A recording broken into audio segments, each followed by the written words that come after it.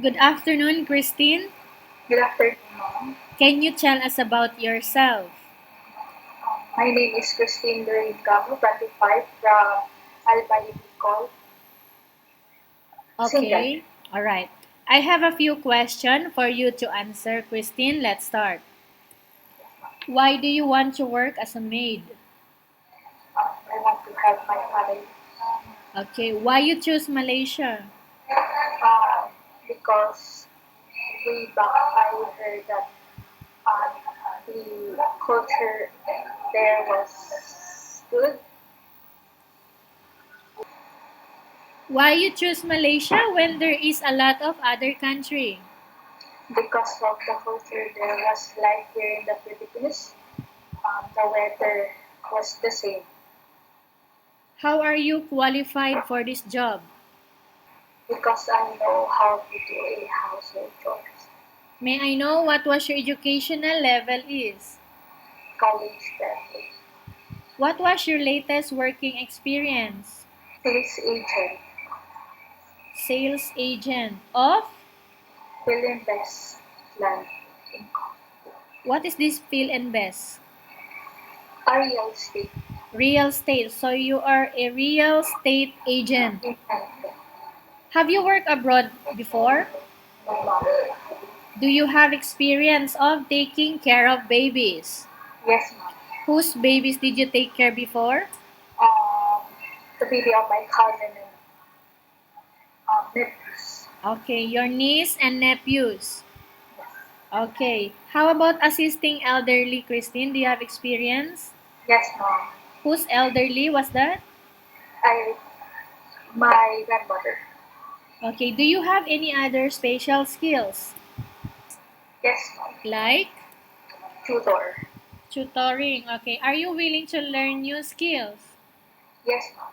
Are you willing to work with a family where the mother-in-law or any relatives stay together? Yes, ma'am. Currently, are you still working now, Christine? Yes, ma'am. Working as a? Part-time online seller. Okay. Do you know how to cook? Yes, ma'am. Like A Filipino food, but I'm willing to learn how to make other dishes? Okay. dishes. Are you aware that you will have to do washing, cleaning, ironing, and cooking?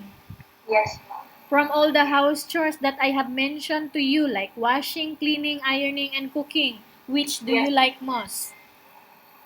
Um, washing, cleaning, ironing, everything. Okay, so all of the above.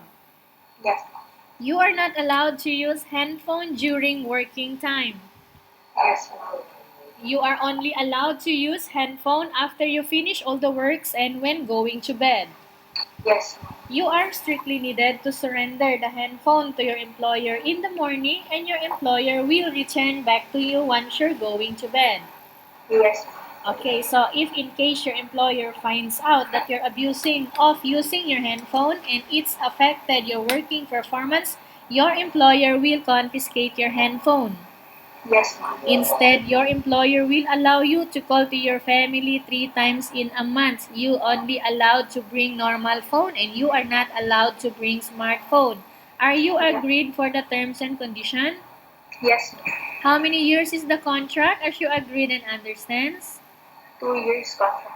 Can you describe for us your attitude, Christine? Generous one, patient, What else?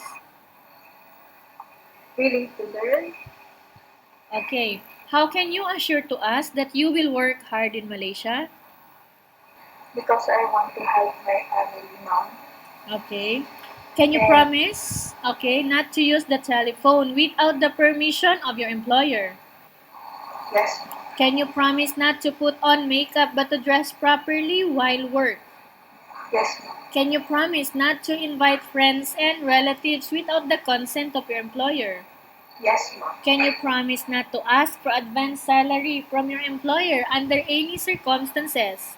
yes, Do you really understand of the rules and regulation of the agency? yes, Do you pay any placement fee for you to come to Malaysia to work as a maid?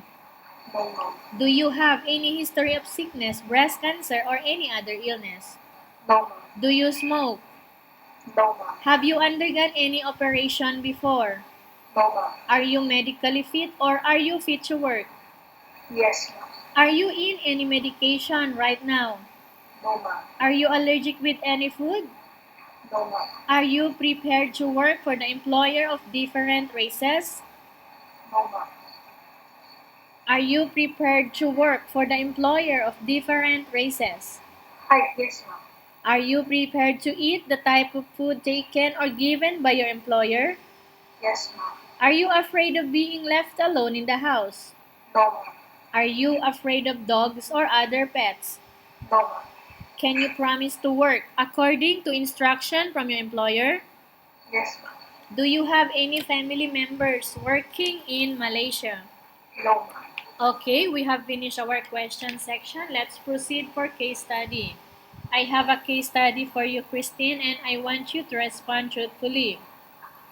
Upon arrival in Malaysia, within 6 months only, if ever one of your family members passed away, what will you do? I will send. I will finish my 2 years contract and I will send them money. Okay. If in case your employer is watching you right now, what do you want to tell them? Why the employer need to hire you? Because I know how to do a household chores and I am a hardworking person and I know how to take care of infant, children, and elderly. Okay. Tell us about yourself again. My name is Christine Camu from Babaho City, Alibal, Bicol. I'm 25 and single.